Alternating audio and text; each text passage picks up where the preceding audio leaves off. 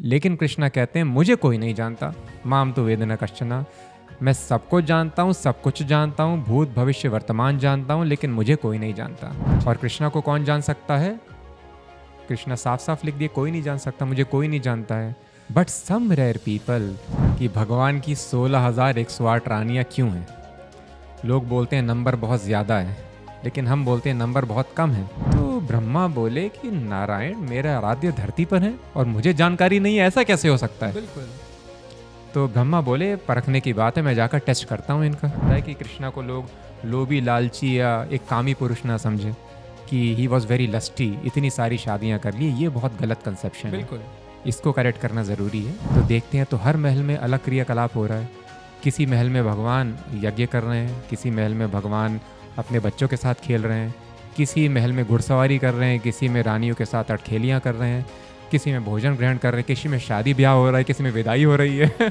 इस प्रकार से हर महल में भगवान प्रेजेंट हैं और अलग अलग लीलाएं कर रहे हैं। कई बार लोग ऐसा बोलते हैं कि ये इस्कॉन की अंडरस्टैंडिंग है। वो बोल रहे हैं कि कृष्णा जो है सुप्रीम है और नारायण उनके अवतार हैं, लेकिन ऐसा नहीं है।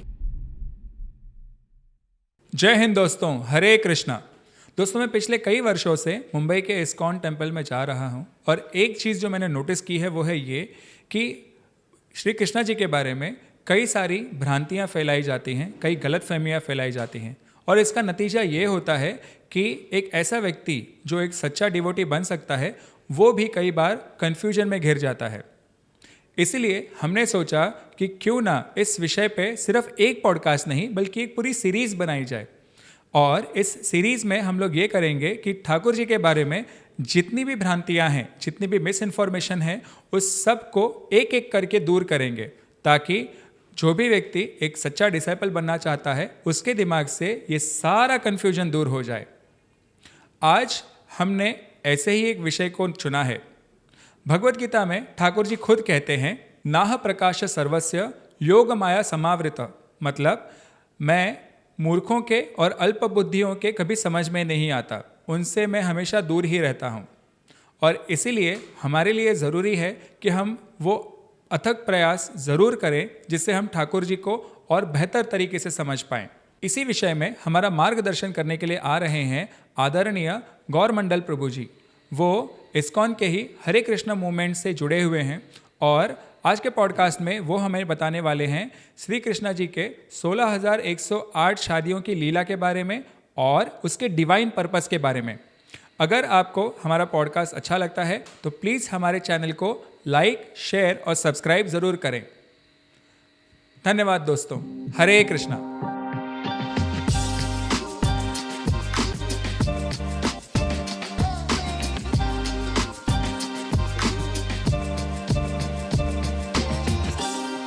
हरे कृष्णा प्रभु जी। हरे कृष्ण। आपको आज यहाँ पे देख के मुझे ऐसा लग रहा है कि आप हमारे स्टूडियो में नहीं आए हैं, बल्कि ऐसे लग रहा है कि मैं खुद इस्कॉन के किसी मंदिर में बैठा हूँ और ये एक मेरे लिए बहुत अच्छी उपस्थिति या प्रयोग ऐसा आया है कि मैं 1-on-1 बैठ के मंदिर में कुछ बात सुनना, समझना, जानना की कोशिश कर पा रहा हूँ। तो सबसे पहले आपका स्वागत है। बहुत धन्यवाद। आप थोड़ी देर पहले कह रहे थे कि आपको इस पॉडकास्ट की शुरुआत एक कीर्तन से करनी है, तो मैं आपसे विनती करूंगा कि हम लोग कीर्तन ही कर लेते हैं। यस, लेकिन कीर्तन से शुरुआत क्यों करनी है? क्योंकि मुझे लगता है कि इस वातावरण को जो अभी यहाँ पे है, ओके, उसको अगर आपको और मंगलमय या पॉजिटिव बनाना है तो शायद कीर्तन से शुरुआत करनी बेहतर रहेगा। यस, तो भगवत गीता में 7वें अध्याय में 26वें श्लोक में कृष्ण कहते हैं, वेदाहम समतीतानि वर्तमानानि चार्जुना भविष्याणि च भूतानि माम तु वेद न कश्चन। इसका अर्थ है वेदाहम समतीतानि, कृष्ण कहते हैं मुझे सब कुछ पता है, मुझे अतीत का ज्ञान है, पास्ट में क्या हुआ है, भविष्याणि भविष्य में क्या होने वाला है, और वर्तमान में अभी क्या चल रहा है मुझको पता है। तो ऐसा कोई नॉलेज नहीं है जो कृष्णा की समझ से परे है जी। लेकिन कृष्णा कहते हैं मुझे कोई नहीं जानता, माम तो वेद न कश्चन, मैं सबको जानता हूँ, सब कुछ जानता हूँ, भूत भविष्य वर्तमान जानता हूँ, लेकिन मुझे कोई नहीं जानता। और कृष्णा को जानना क्यों ज़रूरी है? तो वो भी कृष्ण भगवत गीता में कहते हैं, वेदैश्च सर्वैर अहम एव वेद्यो, ये लोगों को पता नहीं है। लोग एजुकेशन कर रहे हैं, पोस्ट ग्रेजुएट और उसके बाद पोस्ट डॉक तक और डबल पोस्ट डॉक, तो ये नॉलेज कहाँ तक जाएगा? तो वेद कहते हैं कि ये नॉलेज आपको कृष्ण की समझ तक ले जाएगा। अगर ये नॉलेज आपको कृष्ण की समझ तक नहीं ले जा रहा है, तब तक आपके जीवन में असंतुष्टि रहेगी, अंधकार भी होगा, अंधकार, असंतुष्टि, सारी समस्याएं बनी रहेंगी। ओके। तो इसलिए कृष्ण कहते हैं साफ साफ भगवत गीता में, वेदैश्च सर्वैर अहम एव वेद्यो, सारे वेदों से मुझको ही जानना ये ऑब्जेक्टिव है। और कृष्णा को कौन जान सकता है? कृष्णा साफ साफ लिख दिए, कोई नहीं जान सकता, मुझे कोई नहीं जानता है। But some rare people who become my devotees भक्त्या माम अभिजानाति, जो मेरा भक्त है वो मुझको जान सकता है, वो समझ सकता है। और भगवान की भक्ति करने का सबसे सरल और प्रथम चरण है भगवान के नाम का कीर्तन करना। तो क्योंकि हम भगवान के विषय में ही चर्चा करने वाले हैं, इसलिए थोड़ी क्वालिफिकेशन गेन कर लें हम लोग, जिसके कारण ये ज्ञान जो है हमारे हृदय में डिसेंड हो पाए, हम समझ पाएँ इसको। ज़रूर। और कीर्तन कौन सा करेंगे? भगवान के कोई भी नाम ले सकते हैं। ओके। सारे नाम, अद्वैतम अच्युतम अनादि अनंत रूपम, अनंत रूप है, अनंत नाम है भगवान के। लेकिन कृष्ण यजुर्वेद में कलि संतरण उपनिषद में लिखा गया है एक स्पेशल कॉम्बिनेशन भगवान के नाम का। कौन सा कॉम्बिनेशन है वो? हरे कृष्ण कृष्ण कृष्ण हरे हरे, हरे राम राम राम हरे हरे। तो फर्दर इसमें बताया गया है कलि संतरण उपनिषद, ये उपनिषद में ब्रह्मा जी बता रहे हैं कि इति षोडशक नाम, ये जो 16 शब्द हैं, कली कलमश नाशनम, ये स्पेशली कलयुग के लिए बताया गया है। सारी बुराइयों का, जो भी आपको समस्या है कलयुग में, चाहे वो फाइनेंशियल हो, चाहे फिजिकल हो, चाहे मेंटल हो, कोई भी समस्या हो, स्पिरिचुअल हो, सारी समस्याओं जो कलयुग में उपजती रहती हैं उनका नाश कर देता है ये 16 शब्द का कॉम्बिनेशन। अति उत्तम। ऑल्दो एक दूसरा कॉम्बिनेशन बताया गया था ध्रुव महाराज को। ओके। उन्होंने भी कीर्तन किया, भगवान का नाम लिया था, उन्होंने जप किया था ओम नमो भगवते वासुदेवाय का। तो टाइम प्लेस सर्कमस्टेंसेस के हिसाब से अलग अलग मंत्र, अलग अलग नाम का उच्चारण करने का प्रावधान है। वाल्मीकि जी ने अलग ही मंत्र जप किया, उन्होंने मरा जप किया। तो इसलिए कलयुग में लोगों की क्वालिफिकेशन, सर्कमस्टेंसेस को देखते हुए इस मंत्र का प्रभाव सर्वाधिक रहेगा। और इसलिए अगर कोई बोलता है कि ठीक है मेरे पास कोई दूसरा उपाय है, मैं इस तरह का मेडिटेशन करूंगा, इस तरह की क्रिया करूंगा, इस तरह का योग करूंगा आध्यात्मिक जीवन के लिए, तो ब्रह्मा जिनसे सारा योग अध्यात्म हमारे पास आया है वो कहते हैं नातः परतर उपाय, इससे अच्छा उपाय सर्व वेदेषु दृश्यते, सारे वेदों में ढूंढने के बाद भी हमको नहीं मिलता है। वाओ। तो साफ साफ लिखा हुआ है। तो इसलिए ये 16 शब्द का कॉम्बिनेशन जो ब्रह्मा जी बता रहे हैं कृष्ण यजुर्वेद में कलि संतरण उपनिषद में रिकमेंडेड है, इसका हम थोड़ा सा कीर्तन करेंगे। जरूर। तो साथ में गाएंगे। बिल्कुल। हरे कृष्णा कृष्णा कृष्णा हरे हरे, हरे राम राम राम हरे हरे, हरे कृष्णा कृष्णा कृष्णा हरे हरे, हरे राम राम राम हरे हरे, हरे कृष्णा कृष्णा कृष्णा हरे हरे, हरे राम राम राम हरे हरे, हरे कृष्णा कृष्णा कृष्णा हरे हरे, हरे राम राम राम हरे हरे। हरे कृष्ण महामंत्र की जय, हरि नाम संकीर्तन की जय, विश्व गुरु श्रील प्रभुपाद की जय। यस प्रभु जी, सबसे पहले तो मैं आपको धन्यवाद कहना चाहूँगा इस कीर्तन के लिए, और हमारी सारी जनता ऑडियंस की तरफ से भी धन्यवाद। और आपने जो शुरुआत में एक बहुत महत्वपूर्ण बात कही थी, सबसे पहले उसी की तरफ बढ़ते हैं। आपने कहा था कि श्री कृष्ण स्वतः ये कहते हैं कि मैं सबको समझता हूँ, सब कुछ जानता हूँ, बट हर कोई मुझको नहीं जानता है या नहीं समझ पाता है। इस विषय को अगर हम लोग आगे लेके चलें तो जैसा आपने कहा था, हम इस पॉडकास्ट के माध्यम से पहला प्रयत्न ये कर रहे हैं कि जितनी भी श्री कृष्णा जी के बारे में मिस इन्फॉर्मेशन है, गलत फहमियाँ हैं, उनको हम लोग एक एक करके दूर करते जाएंगे। क्योंकि जो मैं समझता हूँ वो ये है कि श्री कृष्णा जी को स्पिरिचुअल लेवल पे हर कोई नहीं जानता, सिर्फ सुपरफिशियल लेवल पे हर कोई जानता है। लोगों ने उनकी लीलाएं सुनी हैं, लोगों ने उनके अलग अलग कीर्तन सुने हैं, उनके बारे में कई कहानियाँ सुनी हैं, पर कोई भी ये नहीं जानता कि इन सारी लीलाओं का पर्पस क्या है। इनमें से एक सबसे इम्पॉर्टेंट मिस इन्फॉर्मेशन जो फैलाई जाती है वो ये है कि उनकी 16,108 पत्नियाँ थी।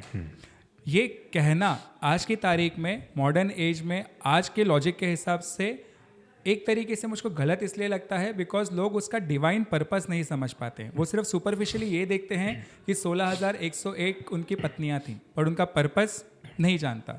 तो आज मैं आपसे विनती करूंगा कि सबसे पहले इस मिस इन्फॉर्मेशन को क्लियर करते समय इसी प्रश्न से शुरुआत करते हैं।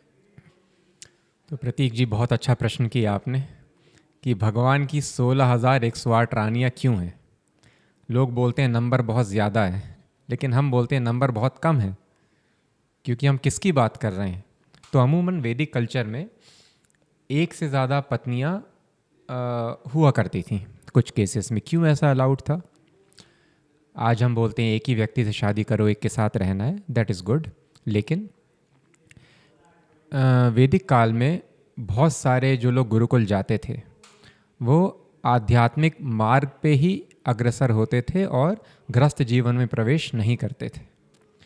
तो अब बहुत सारे लोग हैं जो ब्रह्मचारी रह गए। अब जो महिलाएं हैं उनको एक पुरुष तो चाहिए पति के रूप में। तो अगर बहुत सारे ऐसे युवक हैं जो कि गृहस्थ आश्रम में प्रवेश नहीं कर रहे हैं, तो फिर ये ऑब्वियस अंडरस्टैंडिंग है कि हर महिला को ये हक है कि उनको उनका पति मिले। अब पति कहाँ से मिलेगा जब बहुत सारे लोग प्रवेश नहीं करेंगे? तो इसीलिए ऐसे लोग जो कि केपेबल थे, जिनके पास सफिशिएंट वेल्थ है, रिसोर्सेज हैं, वो एक से ज़्यादा पत्नियों के साथ विवाह कर सकते थे। तो इसलिए 8 रानियाँ, 10 रानियाँ, 15-20 रानियाँ भी हुआ करती थीं। लेकिन अब यहाँ पर हम किसकी बात कर रहे हैं? स्वयं भगवान की। तो भगवान के पास 16,108 रानियाँ, ये तो बहुत छोटा नंबर है। हमको पूछना चाहिए भगवान के मित्र कितने थे और भगवान की गाय कितनी हुआ करती थी। तो जब भगवान यहाँ पर अवतार लिए तो बड़ी चर्चा होने लगी। चर्चा केवल इस लोक तक सीमित नहीं रही, चर्चा होने लगी दूसरे प्लैनेट्स में भी। तो देवी देवता भी अचंभित रह गए जब उन्होंने देखा कि भगवान छोटे से बालक हैं, लेकिन ऐसे बड़े बड़े असुरों का, जैसे बच्चा मिट्टी के खिलौने तोड़ देता है, इस प्रकार से वो दानवों की हड्डियां तोड़ दिया करते थे। बिल्कुल। और हड्डियां तोड़ के क्या करते थे? ये नहीं कि डर गए, अरे भागो भागो, हड्डियां तोड़ के दोस्तों से चर्चा करते थे, चलो हो गया ना, चलो बैठ के लंच करते हैं।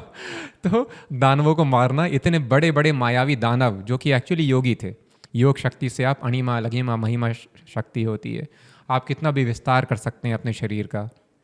तो अपने शरीर को बहुत ही विकराल रूप में विस्तार करके 8 मील 10 मील ऊंचे हो जाते थे, वो आते थे और कृष्णा खेल खेल में उनकी हड्डी पसली एक करके उनके प्राण पखेड़ उड़ा के और फिर लंच करने बैठ जाते थे, खेलते थे, वापस आ जाते थे, एज इफ कभी कुछ हुआ ही नहीं। कुछ हुआ ही नहीं है। और फिर जब शाम को लौटते थे तो कृष्ण के दोस्त बताते थे अपने घर में, पता है माँ आज कृष्ण ने ऐसा मारा इसको। अच्छा ऐसा मारा, कितने अच्छे हैं कृष्ण हमारे। तो ये चर्चा होते होते जब देवलोक में बात पहुंची तो बोले कि यार ये कौन है? इन राक्षसों से तो हम डरा करते थे और ये इनको मज़े मज़े में मार रहे हैं। तो ये बात ब्रह्मा तक पहुंची कि बता रहे हैं कि परम पुरुषोत्तम भगवान नारायण यहाँ पर धरती में आ गए हैं। तो ब्रह्मा बोले कि नारायण मेरा आराध्य धरती पर है और मुझे जानकारी नहीं है, ऐसा कैसे हो सकता है? बिल्कुल। तो ब्रह्मा बोले परखने की बात है, मैं जाकर टेस्ट करता हूँ इनका। तो ब्रह्मा आकर टेस्ट करते हैं।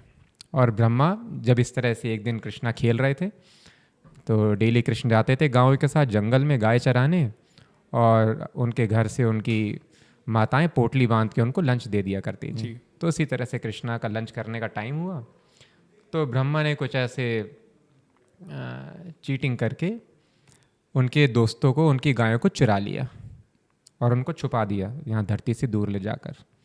फिर ब्रह्मा पलटते हैं, देखते हैं तो सारे उनके दोस्त और सारी गायें फिर से उनके साथ में खेल रहे हैं वहाँ पर। और उनकी संख्या कितनी होती है, तो ये श्रीमद् भागवतम में बताया गया है, लाखों करोड़ों अरबों की संख्या होती है। इतनी ज़्यादा संख्या होती है कि ब्रह्मा भी गिन नहीं पाते हैं। ब्रह्मा कौन है? जिनको पता है कि धरती में कितने जीव हैं। बिल्कुल, क्रिएटर हैं। तो जीव का केवल ये मतलब नहीं है कि ह्यूमन बींग्स जीव हैं। पशु पक्षी सारी 84 लाख योनियाँ होती हैं। जीव हमारे मुंह में इतने ज़्यादा हैं जितने ह्यूमन बींग्स नहीं होंगे इस प्लैनेट में। और ब्रह्मा को सबकी गिनती और सबका भविष्य पता है। बिल्कुल। और वो ब्रह्मा भी गिन नहीं पाए कृष्णा के कितने सारे गाय बछड़े और दोस्त थे। तो सोचिए, अरबों खरबों गाय बछड़े दोस्त थे, तो 16,108 तो बहुत छोटा नंबर है रानियों का। तो भगवान की इतनी रानियां तो कम से कम होनी चाहिए, इसमें समस्या की क्या बात है? पर मुझे ये बात समझनी है कि लोग भौतिक तरीके से जब इसको देखते हैं तो उनको ऐसा लगता है कि ये मतलब जैसे आपने शुरुआत में कहा था, पॉलीगैमी होता है, मोनोगैमी होता है। वो लोग इसको इस चश्मे से देखते हैं। तो इसको आप कैसे रूपांतरण करके बता सकते हैं? हाँ, तो जैसे हमने देखा कि पॉलीगैमी बहुत ज़रूरी है, क्योंकि एक औरत को हक है उनका पति मिले। अब जब पुरुषों की संख्या वैसे भी कम हो गई है, तो कुछ पुरुष जो राजा हुआ करते थे या फिर धनाढ़ संपत्ति रखते थे अच्छे से, तो ऐसे लोगों को अलाउ था, क्योंकि इनको कोई पति मिलेगा ही नहीं, वो तो चले गए संन्यास ले लिए सीधा। तो इसलिए पॉलीगैमी वॉज अलाउड। तो कृष्णा ने 16,108 क्यों रानियाँ ली? हाँ, इसके पीछे एक रीज़न ये हो सकता है कि कृष्णा को लोग लोभी, लालची या एक कामी पुरुष ना समझें, कि ही वॉज वेरी लस्टी, इतनी सारी शादियाँ कर ली। ये बहुत गलत कंसेप्शन है। बिल्कुल, इसको करेक्ट करना ज़रूरी है। तो इसकी हिस्ट्री क्या है? इसकी हिस्ट्री ये है कि कृष्णा ने शादियाँ, जिसको एक्चुअली विवाह इज़ द राइट वर्ड, वो तो 8 रानियाँ थी, उनसे युद्ध किया, स्वयंवर हुआ, इस तरह से विवाह हुआ। लेकिन 16,100 रानियों से विवाह हुआ, इन सारी राजकुमारियों को किडनैप कर लिया था एक दैत्य ने। उसका नाम था नरकासुर। तो अभी हम लोग दिवाली मनाएंगे, तो दिवाली भिन्न भिन्न कारणों से मनाई जाती है। तो यूजुअली नॉर्थ में श्री रामचंद्र भगवान वापस आए थे, तो इसलिए दिवाली मनाई जाती है। लेकिन भगवान की दामोदर लीला भी हुई थी, जब यशोदा माई बांधती हैं कृष्णा को और रस्सी हमेशा 2 अंगुल छोटी पड़ जाती है, तो वो लीला भी इसी समय में हुई थी। तो एक रीज़न है दिवाली मनाने का। उसी तरह से अगर आप गोवा और उसके आसपास का रीजन देखें, तो वहाँ पर दिवाली इस लीला के लिए मनाई जाती है क्योंकि भगवान ने नरकासुर नामक दैत्य का वध किया था, जिसने 16,108 राजकुमारियों को किडनैप किया था। ओह, तो इस तरह दिवाली मनाने के बहुत सारे रीजंस हैं। तो ये जो राक्षस था, ही वॉज सुपर लस्टी, और जितने भी यहाँ पर राज्य थे, सबकी राजकुमारियों को वहाँ से इसने किडनैप कर लिया था, अपने महल में बंधक बना के रख लिया था। उसका पर्पस एंजॉय करना उनको, जैसे नॉर्मल लस्टी आदमी होता है, किडनैप करना, एंजॉय करना, अब्यूज़ करना। तो उसने किडनैप कर लिया उन सारी रानियों को। तो कृष्णा को जब पता चला कि वो रानियाँ हैं, रानियाँ कृष्णा की भक्ति थी, तो उन रानियों ने गुहार लगाई, भगवान को याद किया, और वो भगवान का बेटा ही था, नरकासुर जो था। ओह, हाँ, तो भगवान का भूदेवी के साथ, भूदेवी का बेटा था वो नरकासुर। ओके। तो भगवान का के अगेंस्ट में जाने का कारण? इसलिए ये भगवान की लीलाएं हमको समझाने के लिए कि तुम मेरे पुत्र हो तो भी बुरी संगत मत करना, नहीं तो तुम भी राक्षस बन सकते हो। तो बुरी संगत के कारण भगवान का पुत्र दैत्य बन गया, राक्षस बन गया। ओह, ओके। तो इसलिए संग इतना ज़रूरी है यहाँ पर, बिल्कुल कि अगर संग खराब हो जाए तो भगवान का पुत्र भी भगवान का दुश्मन बन सकता है। बिल्कुल। तो इस प्रकार से वो भगवान का दुश्मन बन गया और इन सारी रानियों को किडनैप कर लिया था। ओके। और रानियों ने फिर बोला कि भगवान ही बचा सकते हैं, इतना शक्तिशाली है ये, और कौन टिक पाएगा इसके सामने, सारे राजा फेल हो गए। तो भगवान वहाँ पर आते हैं और नरकासुर का वध करते हैं। अब वैदिक कल्चर में लोग इतने स्ट्रिक्ट थे कि औरत किसी दूसरे के घर में रह ली है, इतना दिन वहाँ पर रही है, तो कोई भी रिस्पेक्टेबल फैमिली, स्पेशली राजा, तो विवाह बिल्कुल नहीं करेंगे, पति मिलना बहुत मुश्किल होगा। तो उन रानियों ने बोला कि अब हमें विवाह करने में बहुत मुश्किल आएगी, कोई एक्सेप्ट नहीं करेगा, कृष्णा आप एक्सेप्ट कीजिए। तो कृष्णा ने इमीडिएटली एक्सेप्ट कर लिया। कृष्णा ने बिल्कुल नहीं सोचा लोग मुझको बोलेंगे लस्टी आदमी है, इतनी शादियाँ कर रहा है, इसकी इंद्रियाँ इसके कंट्रोल में नहीं है, एंजॉय करना चाहता है। नहीं, भगवान ने बोला चिंता की कोई बात नहीं है, यस, अगर आप चाहते हो कि मैं आपका पति बनूं, I will accept you immediately. इस प्रकार से भगवान ने उन 16,100 रानियों के साथ एक साथ विवाह संपन्न कर लिया। ओके। अब इसमें एक और इम्पॉर्टेंट पॉइंट है, बोलेंगे तो इनजस्टिस है, 16,108 रानियां, मतलब आज अगर एक रानी से भगवान मिल रहे हैं तो अगली रानी से अगर मिलना है तो 16,108 दिनों के लिए वेट करना पड़ेगा। बिल्कुल। ऐसा बिल्कुल नहीं है। तो इसलिए भागवतम में वृत्तांत है कि भगवान ने हर रानी के लिए एक महल बनाया। तो इसलिए एक से ज़्यादा औरतों से तभी शादी करनी है अगर आप मेंटेन कर सकते हैं। बिल्कुल। लेकिन भगवान से अच्छा मेंटेन कौन कर सकता है? तो ऐसा नहीं है कि एक महल में सारी रानियों को रख दिया, हर रानी के लिए एक महल था। और ऐसा नहीं है कि एक रानी को 16,108 दिन वेट करना पड़ेगा। भगवान जब अपने सुधर्म नाम की असेंबली से आते थे तो भगवान अपने आप को 16,108 रूपों में विस्तारित कर देते थे, वो एक्सपैंड कर लेते थे। तो एक योगी के पास भी शक्ति होती है कि वो अपने एक शरीर से 8 से 10 शरीर बना सकता है, लेकिन वो शरीर फोटोग्राफिक फिल्म के जैसे होते हैं। ओके। लेकिन भगवान के रूप डिपेंडेंट नहीं थे दूसरे फॉर्म में। तो ये देखने के लिए कि भगवान किस तरह से द्वारका में अपनी लीलाएं कर रहे हैं, नारद मुनि प्रवेश जब कर रहे थे द्वारका में, वो भगवान से प्रे करते हैं, भगवान अपनी योग माया से बचाइए। आप सबको भ्रमित कर देते हैं, तो प्लीज़ हमें मत कीजिए, मैं आपकी लीला देखना चाहता हूँ। तो इस प्रकार से वो एंटर करते हैं। तो देखते हैं तो हर महल में अलग क्रियाकलाप हो रहा है। किसी महल में भगवान यज्ञ कर रहे हैं, किसी महल में भगवान अपने बच्चों के साथ खेल रहे हैं, किसी महल में घुड़सवारी कर रहे हैं, किसी में रानियों के साथ अटखेलियाँ कर रहे हैं, किसी में भोजन ग्रहण कर रहे हैं, किसी में शादी ब्याह हो रहा है, किसी में विदाई हो रही है। इस प्रकार से हर महल में भगवान प्रेजेंट हैं और अलग अलग लीलाएं कर रहे हैं। तो इस प्रकार से किसी भी रानी को यह संतुष्टि नहीं हुई। हर रानी को लगता था कि भगवान मुझे बहुत प्रेम करते हैं और भगवान देखो हर रोज़ मेरे महल में ही आते हैं यहाँ पर आकर। तो इस तरह से सारी रानियाँ संतुष्ट थीं और भगवान ने 16,108 विवाह किए। इसमें एक और जैसे आपने कई बार भागवतम का उदाहरण दिया, भागवतम में ही श्री कृष्ण जी ये भी कहते हैं कि मैं मूर्खों के समझ में नहीं आता। उसके लिए एक श्लोक भी है जिसमें वो कह रहे हैं कि मैं मूर्खों को समझ में नहीं आता, सिर्फ उनको समझ में आता हूँ जो मेरे दिशा में आगे कदम बढ़ाते हैं। तो पहले तो वो श्लोक बताइए और उस श्लोक का मीनिंग और उसके पीछे की कहानी क्या है बताइए।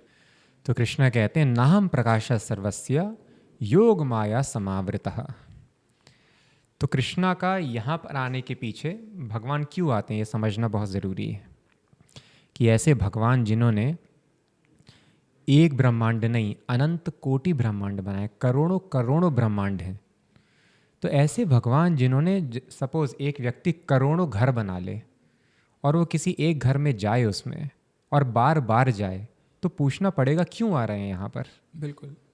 तो इतने अनंत कोटि ब्रह्मांड में एक ग्रह है, उस ग्रह में भगवान आते हैं, क्यों आते हैं, क्या रीज़न है? तो कृष्ण भगवद गीता में कहते हैं परित्राणाय साधूनाम विनाशाय च दुष्कृताम। साधुओं को यहाँ से निकालने, जन्म मृत्यु जरा व्याधि यहाँ पर जो प्रॉब्लम है इससे मुक्त कराने, और जो दुष्कृति वाले हैं, जो पाप करते हैं, जो दानव हैं, जो इस सृष्टि के बैलेंस को बिगाड़ते हैं, उनका विनाश करने। तो अगर कोई भी व्यक्ति भगवान को समझ जाए तत्वतः, कृष्ण कहते हैं त्यक्त्वा देहम पुनर्जन्मा नायति, तो वो भी जन्म मृत्यु के चक्कर से बाहर चला जाएगा। जिस प्रकार से हम यहाँ पर थोड़ी बहुत साइंस समझ जाते हैं, बायोलॉजिकल साइंस समझ जाते हैं, तो बहुत सारे रोगों से हम मुक्त हो जाते हैं। बिल्कुल। पहले ट्यूबरकुलोसिस से मर जाते थे लोग, आजकल नहीं। कॉलेरा से, डायरिया से मर जाते थे लोग, आजकल नहीं मरते हैं। और ऐसे बहुत सारे रोग थे जिनके कारण अभी हम, क्योंकि हमने बायोलॉजी समझ लिया कि व्यक्ति कैसे जन्म लेता है, कैसे मृत्यु होती है, कैसे सेल्स यहाँ पर मेटाबॉलिज्म उनका काम करता है, तो हम इन रोगों से मुक्त हो जाते हैं। लेकिन नया रोग आ जाता है। तो कृष्णा कहते हैं आप ये वाली साइंस समझिए, स्पिरिचुअल साइंस, आदमी कैसे जन्म लेता है, उसकी मृत्यु कैसे होती है, ये समझना ठीक है, ज़रूरी है। टेम्परेरी आपकी समस्याओं को सॉल्व कर पाएंगे अगर आप समझ जाएं मैं कैसे जन्म लेता हूँ, मैं कैसे यहाँ से गायब होता हूँ, मेरी क्रियाएं कैसी होती हैं यहाँ पर, उनका साइंस आप समझ गए अगर, तो त्यक्त्वा देहम, इस देह को छोड़ने के बाद आप अगली देह नहीं लेंगे, आप मुक्त हो जाएंगे। मतलब जो 84 लक्ष योनियां हैं वो क्रॉस वापस नहीं करनी पड़ेगी। बिल्कुल नहीं करनी पड़ेगी, इमीडिएटली मुक्त हो जाएंगे। लेकिन बहुत सारे ऐसे लोग हैं जो कि मुक्त नहीं होना चाहते, तो क्योंकि वो भगवान को नहीं समझना चाहते, तो भगवान अपने आप को योग माया से कवर कर लेते हैं। तो इसलिए कृष्ण कहते हैं मूढ़ो यम ना भी जाना चाहिए। जो लोग मूढ़ हैं, जो व्यक्ति नास्तिक रहना चाहता है, भगवान को नहीं समझना चाहता, तो भगवान योग माया के आवरण से उसको कभी नहीं समझने देते कि मैं भगवान हूँ। इसलिए वो ऑर्डिनरी बालक जैसे रोते हैं, यशोदा डांटती हैं, भगवान डर जाते हैं। एक व्यक्ति आके तीर चलाता है, भगवान के पैर में लगता है, खून बहने लगता है, मृत्यु हो जाती है। तो इसलिए भगवान एक ऑर्डिनरी इंसान के जैसे भी काम करते हैं, जिससे जो मूर्ख लोग हैं, जो कि आसुरी प्रवृत्ति के हैं, वो नहीं समझ पाएँ, वो विश्वास ना कर पाएँ कि ये पुरुषोत्तम भगवान है। तो श्रील प्रभुपाद जी के किसी उपाख्यान का उदाहरण देते हुए क्या आप ऐसा ही कोई और एक हमको किस्सा बता सकते हैं भगवान का? ऐसे तो बहुत सारे किस्से हैं। हम कृष्ण लीला से तो अनेकों किस्से हैं। राम भगवान के साथ भी किस्सा है। जब राम भगवान समुद्र पार करना चाहते थे, तो फिर वो समुद्र देवता से बोलते हैं, रास्ता दो, मुझको जाना है आगे, पानी हटाओ। तो अब समुद्र देवता, उनको लगा कोई ऑर्डिनरी आदमी है, बोल रहा है, बड़ा आया बोलने, पानी हटाओ, क्यों हटाऊंगा पानी। उन्होंने रिस्पॉन्ड भी नहीं किया। फिर भगवान को क्रोध आया। तो वो क्रोध हमारे जैसा क्रोध नहीं है, तो इसलिए लोग बोलते हैं देखो कृष्ण को भी क्रोध आता था, राम को भी क्रोध आता था। भाई क्रोध तो आएगा ही, हमको समझना है कि ये क्रोध हमारे अंदर क्यों है, क्योंकि भगवान में भी क्रोध है। हमारे अंदर कोई भी वो प्रवृत्ति नहीं हो सकती जो हमारे सोर्स में ना हो। अगर बूंद में हाइड्रोजन ऑक्सीजन है, मतलब ओशियन में भी हाइड्रोजन और ऑक्सीजन होगा। उसमें कुछ सॉल्ट्स हैं, मतलब ओशियन में भी होंगे। तो इस प्रकार से क्रोध भी भगवान से ही आ रहा है। लेकिन भगवान अगर किसी पे क्रोध करते हैं तो व्यक्ति तर जाता है, और हम अगर क्रोध करते हैं तो व्यक्ति का भी नाश होता है, हमारा भी नाश होता है।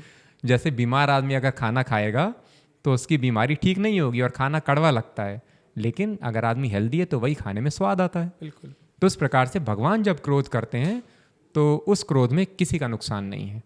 तो इसी प्रकार से जब समुद्र देवता पे क्रोध किया तो भगवान के केवल क्रोध करने से पूरा समुद्र गर्म हो गया। तो इसलिए भगवान रामचंद्र को ऑर्डिनरी व्यक्ति या कृष्ण को ऑर्डिनरी व्यक्ति नहीं समझना है। कौन सा व्यक्ति है जिसके क्रोध करने से समुद्र उबलने लगे। बिल्कुल।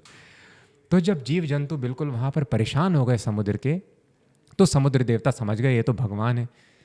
केवल इनके देखने मात्र से, इनकी क्रोध से मैं गर्म हो गया हूँ। तो हाथ जोड़ के बाहर निकल के आते हैं भगवान।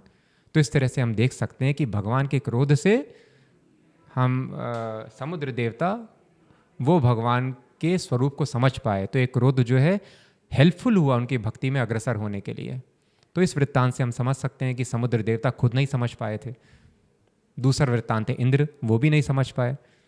इंद्र बोले कि व्रजवासियों ने, भगवान जब यहाँ पर आए तो इंद्र यज्ञ रुकवा दिया उन्होंने, क्योंकि दूसरे देवी देवताओं की उपासना करने की कोई भी ज़रूरत नहीं है अगर हमको आध्यात्मिक सफलता चाहिए। देवी देवताओं की उपासना भौतिक इच्छाओं की पूर्ति के लिए शास्त्रों में बताया गया है। तो इसलिए भगवान यहाँ पर आए और देवराज इंद्र की जो उपासना करते थे लोग, उसको रुकवा दिया। तो इंद्र कौन है? ब्रह्मा विष्णु महेश के बाद इंद्र चौथे सबसे शक्तिशाली व्यक्ति हैं इस ब्रह्मांड के। और वो भी नहीं समझ पाए। वो भी उनको लगा कि ये तो छोटा बालक है 5 साल का, ये बालक की बात में आ गए और मेरा यज्ञ रोक दिया इन्होंने। अब बताता हूँ मैं इंद्र क्या होता है। तो बाढ़ ले आए, उसके बाद गोवर्धन लीला हुई, भगवान ने उठाया। तो इंद्र भी नहीं समझ पाए, समुद्र देव भी नहीं समझ पाए। इस तरह से जब बड़े बड़े देवी देवता नहीं समझ पाए तो हम व्यक्ति कैसे समझ लेंगे। तो इसलिए भगवान की भक्ति करना ज़रूरी है, तब भगवान अपने आप को रिवील करते हैं। जैसे सूरज निकलता है, हम रात को टॉर्च लेके ढूंढेंगे तो सूरज नहीं दिखेगा। सूरज जब निकलेगा तो हम सूरज को देख पाएंगे, अपने आप को समझ पाएंगे, दुनिया को समझ पाएंगे। तो इसलिए जब हम भगवान की भक्ति करते हैं तो भगवान पूरा लॉजिकली, या अंधविश्वास में नहीं समझता है, पूरे लॉजिक हम समझ जाते हैं। हम भगवान को समझ जाते हैं, खुद को समझ जाते हैं और दुनिया को भी समझ जाते हैं। तो प्रभु जी, एक और जो समझने वाली बात ये भी मुझे को आपसे जाननी है कि आज की तारीख में जो सीरियल्स बन रहे हैं, टेलीविज़न सीरियल्स, या फिर जो सीरीज़ कह लीजिए बन रही हैं, मूवीज़ बन रही हैं, इन सब में कई सारी ऐसी इन्फॉर्मेशन दी जाती हैं जिनका शायद भागवतम से कोई बेस नहीं है, कोई जानकारी ली नहीं गई है, रेफरेंस तक नहीं है। मतलब आपके जैसे किसी व्यक्ति को मिलके एक समझ ली जाए, वो भी नहीं किया गया है। तो ऐसे ही एक बहुत फेमस मिसकंसेप्शन ये है जो मुझे भी कई लोगों ने बताया कि राधा रानी जी श्री कृष्ण जी से 10 साल बड़े थे। अब ये भी एक जानकारी सबको पता है कि राधा रानी जी ने तब तक आंखें नहीं खोली थी जब तक उनकी मुलाकात प्रथम श्री कृष्ण जी से नहीं हुई थी। तो ये लॉजिक नहीं बनता है कि 10 वर्ष अगर वो बड़े थे तो क्या 10 साल तक वो आंखें मूंद के चल रहे थे? यस, तो बहुत अच्छा प्रश्न किया आपने। तो राधा रानी का जो अवतरण है सबसे पहले, वो ऐसा बोला जाता है, दो तरह की अंडरस्टैंडिंग है। एक बताया जाता है कि खेत में उनकी प्राप्ति हुई, दूसरा बताते हैं कि पास के किसी वाटर रिजर्वॉयर में एक बड़ा कमल का पुष्प था, उसमें उनको प्राप्त किया। और वृषभानु महाराज की कोई संतान नहीं थी जो राधा रानी के पिता हैं। तो इस प्रकार से जब पुत्री की उनको प्राप्ति होती है तो बहुत प्रसन्न हो जाती है पूरी फैमिली, और बहुत अच्छे फेस्टिवल का आयोजन करते हैं, सबको इनवाइट करते हैं। हाँ, लेकिन एक उनको दुख रहता है कि वो बच्ची आंखें नहीं खोलती है। तो नंद महाराज वृषभानु महाराज के घनिष्ठ मित्र थे, नंद महाराज कृष्णा के पिता। तो वो भी अपनी फैमिली के साथ जाते हैं, छोटे कान्हा भी जाते हैं वहाँ पर उनके घर में। तो इस तरह से बताया गया है कि राधा रानी पालने में थी और फिर कृष्ण क्रॉल कर रहे थे उस वक्त। तो क्रॉल करते करते कृष्णा जाते हैं राधा रानी के पास, और जैसे ही राधा रानी, या तो ऐसा बताया गया कृष्ण उनको टच करते हैं या फिर उनका फेस उनके सामने आ जाता है, उस समय राधा रानी अपनी आंखें खोल देती हैं। तो ये डिस्क्रिप्शन हमको मिलता है। तो अगर यहाँ से हम समझें कि पालने में 10 साल तक तो कोई नहीं रह सकता, और कृष्णा क्रॉल कर रहे थे, तो इसलिए कृष्णा की उम्र राधा रानी से बड़ी है। कृष्ण प्रकट हुए, उसके बाद राधा रानी यहाँ पर अवतार उन्होंने लिया। So this is the right understanding. तो क्या अगर मैं दो अलग अलग युगों की बात करूं, तो सीता माता जी भी एक खेत में ही मिली थी, और राधा रानी जी भी पौंड या फिर खेत, इसमें से किसी एक जगह पे मिली थी। तो क्या ये लक्ष्मी जी के ही दोनों अवतार थे? तो ये अगेन बहुत इम्पॉर्टेंट और बहुत ही डीप क्वेश्चन है, और जो डिवोटीज़ हैं भगवान के, वो भी इस बारे में अलग अलग ओपिनियन रखते हैं, डिपेंडिंग ऑन संप्रदाय किस ओपिनियन को फॉलो कर रहे हैं। जिस प्रकार से हम बोलते हैं कि नारायण और विष्णु भगवान ने अवतार लिया कृष्ण भगवान के रूप में, और बोलते हैं कि लक्ष्मी जी ने अवतार लिया रुक्मिणी के रूप में या गोपियों के रूप में, उसी प्रकार से कुछ वैष्णव संप्रदाय वो ऐसा बताते हैं कि कृष्ण भगवान ने अवतार लिया है नारायण के रूप में, और श्रीमती राधा रानी ने अवतार लिया है लक्ष्मी के रूप में। तो ये पॉइंट समझना इम्पॉर्टेंट है। और कई बार लोग ऐसा बोलते हैं कि ये इस्कॉन की अंडरस्टैंडिंग है। वो बोल रहे हैं कि कृष्णा जो है सुप्रीम है और नारायण उनके अवतार हैं, लेकिन ऐसा नहीं है। क्यों ऐसा नहीं है? क्योंकि इसका रेफरेंस हमको कहाँ पर मिलता है। तो पहली बात तो ये कि इस्कॉन की प्रीचिंग ज़्यादा है, प्रचार ज़्यादा है, तो हो सकता है कि इस्कॉन के थ्रू लोगों ने बात पहली बार सुनी होगी या ज़्यादा सुनी होगी।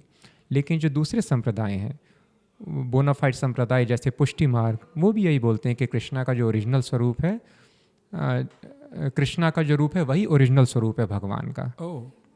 और उसी प्रकार से अगर हम चैतन्य महाप्रभु के बारे में समझें तो इस्कॉन की या गौड़ी वैष्णव की या फिर चैतन्य महाप्रभु ने ऐसा नहीं है कि ओपिनियन स्टार्ट कर दिया और ये फैल गया। चैतन्य महाप्रभु जब साउथ इंडिया टूर पे थे तो वहाँ पर उनको एक मंदिर में ग्रंथ मिला जिसका नाम था ब्रह्म संहिता। ये बहुत बड़ा और बहुत फेमस ग्रंथ है, और पहले तो प्रिंटिंग प्रेस होती नहीं थी, तो महाप्रभु ढूंढ रहे थे इस ग्रंथ को बहुत, क्योंकि ब्रह्मा जी ने खुद लिखा है इस ग्रंथ को, और इसमें बहुत ही एब्सोल्युटली क्लियर डिस्क्रिप्शन है आध्यात्मिक जगत का।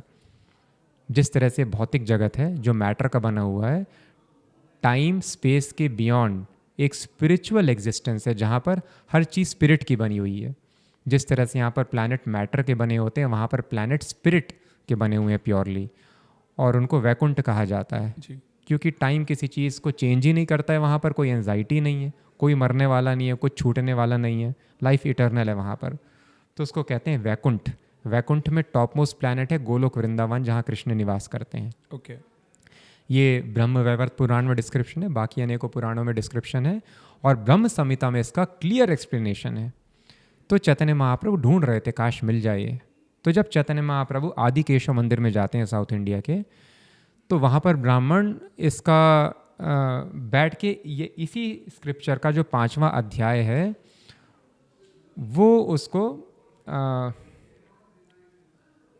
देवर चैंटिंग टुगेदर, मंत्रोच्चारण कर रहे थे।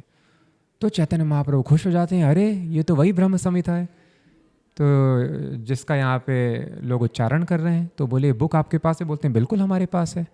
और उस बुक में डिस्क्रिप्शन है। क्या डिस्क्रिप्शन है? यस्यई का निश्वसित कालमथावलंब्या जीवंति लोम विलजा जगदंडनाथा। जो महाविष्णु एक्सेल करते हैं वो लाइफ स्पैन होता है ब्रह्मा का या पूरे ब्रह्मांड का। ओह, महाविष्णु के शरीर से सारे यूनिवर्स बाहर आ रहे हैं। यस यही का निश्वसित कालम, काल मीन्स टाइम ड्यूरेशन। जैसे वो एक्सेल करते हैं, सांस निकालते हैं, तो ब्रह्मांड निकलते हैं उनके शरीर से। जैसे ही सांस लेते हैं महाविष्णु, सारे ब्रह्मांड उनके शरीर में वापस विलीन हो जाते हैं। तो वो महाविष्णु हैं। विष्णुर महान स इह यस्य कला विशेषो गोविंदम आदि पुरुषम तमहम भजामी, लिखा गया है कि ये जो महाविष्णु हैं ये कला विशेषो, वो गोविंद के एक्सपेंशन है, एक्सपेंशन के एक्सपेंशन है। ओह, और ब्रह्मा कहते हैं गोविंदम आदि पुरुष, जो ओरिजिनल फॉर्म है भगवान का वो है गोविंद, कृष्ण का फॉर्म। तम अहम भजामी, मैं उस रूप की उपासना करता हूँ। तो ये चैतन्य महाप्रभु की या गौड़ी वैष्णव या इस्कॉन की अंडरस्टैंडिंग नहीं है। तो बाकी संप्रदाय में भी कुमार संप्रदाय में, पुष्टि मार्ग में और ब्रह्म संप्रदाय में, गौड़ी वैष्णविज्म में ये सेम अंडरस्टैंडिंग है कि कृष्ण ओरिजिनल फॉर्म है और नारायण उनके अवतार हैं। ओके, तो ये एक एग्जाम्पल हो गया कि जो चैतन्य महाप्रभु के पहले से जो इस संप्रदाय को बिलोंग नहीं भी करते थे वो भी इस ब्रह्म संहिता को फॉलो कर रहे थे, जिसमें डायरेक्ट रेफरेंस है कि जो विष्णु हैं वो कृष्ण के एक्सपेंशन है। और ईश्वर परमा कृष्ण सच्चिदानंद विग्रह, जो ईश्वर हैं, टॉप मोस्ट ईश्वर हैं, वो कृष्ण है, सच्चिदानंद विग्रह। तो एक अंडरस्टैंडिंग हो गई। इसके अलावा जो 10 अवतार हम पोइट्री पढ़ते हैं जिसमें भगवान के 10 अवतारों के बारे में बताया जा रहा है, तो पोइट्री की लाइंस क्या हैं? केशव धृता वामन रूपा जय जगदीश हरे। केशव धृता, केशव मीन्स कृष्णा, कृष्णा ने वामन का रूप लिया है। केशव धृता नरहरि रूपा, कृष्ण ने नरहरि, आधे मनुष्य और आधे शेर का रूप लिया है, नरसिंह अवतार लिया। केशव धृता मीन शरीरा, केशव ने मीन या मछली, मत्स्य का अवतार लिया है। तो केशव धृता आगे जयदेव गोस्वामी बताते हैं कि कृष्ण के ही सारे अवतार हैं। बिल्कुल। केशव धृता हलधर रूपा, भगवान जो बलराम हैं वो भी कृष्ण के अवतार हैं, हलधर रूपा केशव धृता। तो केशव कृष्ण ने सारे अवतार लिए हैं, तो कृष्ण के अवतार यहाँ पर लिखा हुआ है साफ साफ। तो जयदेव गोस्वामी भी चैतन्य महाप्रभु के पहले आए हैं। तो इस्कॉन या गौड़ी वैष्णव वैसी अंडरस्टैंडिंग नहीं है। चैतन्य महाप्रभु या इस्कॉन या गौड़ी वैष्णव 500 वर्ष पूर्व महाप्रभु जब आए थे उनके पहले से अंडरस्टैंडिंग थी, लेकिन ये अंडरस्टैंडिंग कुछ लोगों तक सीमित थी। ओके, अब ऑफ कोर्स इसको लोग अच्छे से समझने लगे। जिस तरह से राधा कृष्ण की वर्शिप कॉमनली एक्सेप्टेबल है हर जगह, लेकिन 500 वर्ष पूर्व एक्सेप्टेबल नहीं थी।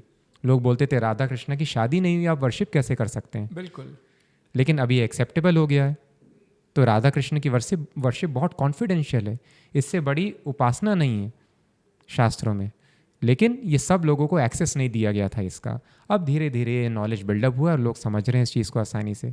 उस प्रकार से अब और कई समय तक लोगों ने ये समझा कि नारायण ने ही अवतार लिया कृष्ण के रूप में, वो भी फैक्ट है। लेकिन अब ये धीरे धीरे जिस तरह से चैतन्य महाप्रभु आए, बाकी संप्रदाय ने इस तरह से बताया, तो अब लोग इस फैक्ट को समझने की कोशिश कर रहे हैं। तो जिस तरह से कृष्ण ओरिजिनल फॉर्म है और उनसे विष्णु नारायण सारे अवतार आ रहे हैं, उसी प्रकार से राधा रानी कृष्ण की अंतरंग शक्ति हैं और उन शक्तियों से ही सारे लक्ष्मी रूप, वो उनका विस्तार, उनका एक्सपेंशन होता है। लेकिन जब शास्त्र बता रहे हैं कि नारायण अवतार लेते हैं कृष्ण के रूप में, वो भी गलत नहीं है कहना। क्यों गलत नहीं है? हमने पिछले पॉडकास्ट में भी डिस्कस किया था। जिस तरह से ये बोलना कि कृष्ण जो है वो नंद महाराज के बेटे हैं, क्या ये बोलना गलत है? नहीं, नंद महाराज के बेटे हैं। हाँ। लेकिन नंद महाराज कृष्ण के बेटे हैं, ये एक्चुअल फैक्ट है। क्योंकि सारे जीव तो भगवान से आ रहे हैं ना, नंद महाराज यशोदा हम सब भगवान के ही बच्चे हैं। तो नंद महाराज कृष्णा के बेटे हैं, वो कहना भी सही है। कृष्ण भगवान नंद महाराज के बेटे हैं, ये भी कहना सही है। करेक्ट। लेकिन एब्सोल्यूट सेंस में कृष्णा परमपिता है, बाकी सब उनके अंश हैं, उनके बच्चों के समान हैं जी। तो दोनों स्टेटमेंट सही हैं। क्योंकि भगवान आते हैं तो नंद महाराज को अपना पिता मानते हैं, तो कृष्ण को उनका बालक बोलना गलत नहीं है, बिल्कुल सही है। लेकिन दूसरी स्टेटमेंट, इस तरह से इस ब्रह्मांड में जो भी अवतार होते हैं वो नारायण के थ्रू होते हैं, विष्णु के थ्रू होते हैं। लेकिन विष्णु स्वयं भी कृष्णा से आते हैं। तो ब्रह्म संहिता में लिखा है, बाकी शास्त्रों में भी इस तरह का। ये आई गेस इस तरीके से इससे पहले मैंने शायद ही कभी सुना होगा या किसी से जाना होगा। सो बहुत बहुत धन्यवाद। मुझे आपसे आगे ये समझना है कि जब राधा रानी जी का अवतरण ऑलरेडी इस भूलोक पे हो चुका था, तो फिर उसके बाद फिर रुक्मिणी जी का या फिर सत्यभामा जी का या जामवंती जी का, इन जितने भी अवतारों ने यहाँ पे प्रकट किया अपने आप को, उन सब का पर्पस क्या था जब राधा रानी जी ऑलरेडी आ चुकी थी? सो राधा रानी के साथ कृष्णा का विवाह नहीं हुआ, तो कृष्णा की लीला में दो तरह के कंसॉर्ट्स, उनके संगी होते हैं। एक जिनसे उनका विवाह हुआ है जो भगवान की रानियाँ थीं, और एक जिनसे विवाह नहीं हुआ है जो कि वृंदावन की गोपियाँ थीं। इस तरह से दोनों की आवश्यकता है भगवान की लीला में। और विवाह ना होने के पीछे कोई भौतिक तो हम जानते हैं, बट कोई स्पिरिचुअल या डिवाइन पर्पस भी था? बहुत बड़ा पर्पस था, यस। तो क्या आप प्लीज़ इसको बता सकते हैं? हाँ, सो ऑल्दो ये सब्जेक्ट मैटर्स बहुत कॉन्फिडेंशियल हैं, तो पहले हमको ये समझना चाहिए कि हम शरीर नहीं है, हम आत्मा है। आत्मा कहाँ से आती? परमात्मा से। परमात्मा कहाँ से आते हैं? परमात्मा कौन है? भगवान परमात्मा है। तो ये राधा कृष्ण गोपियों के टॉपिक्स ये बहुत ही कॉन्फिडेंशियल हैं, बट एनीवे हम कोशिश कर सकते हैं समझने की।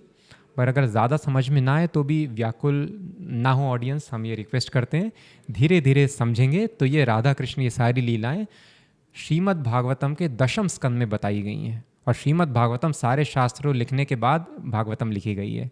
बट एनीवे हम समझने की कोशिश करते हैं इसको। सो भगवान के साथ जो उनके कंसॉर्ट्स होते हैं या जो फीमेल काउंटर पार्ट्स होते हैं, उनके साथ दो तरह का संबंध होता है। एक होता है स्वकीय, दूसरा होता है परकीय। स्वकीय क्या होता है? वो रस जो विवाह में एंजॉय करते हैं स्पाउस आपस में। और परकीय क्या होता है? Extra marital relationship. और इसमें हमको भगवान की नकल नहीं करनी चाहिए। तो यहाँ पर एक्स्ट्रा मैरिटल रिलेशन जो है वो बिल्कुल गलत माना गया है, और गलत है भी। लेकिन ये एक्स्ट्रा मैरिटल रिलेशनशिप भगवान के केस में इट इज़ मोस्ट डिज़ायरेबल। क्यों डिज़ायरेबल है? क्योंकि जब विवाह हो जाता है उसके बाद फैमिलियरिटी हो जाती है, और जो आकर्षण है थोड़ा सा कम हो जाता है।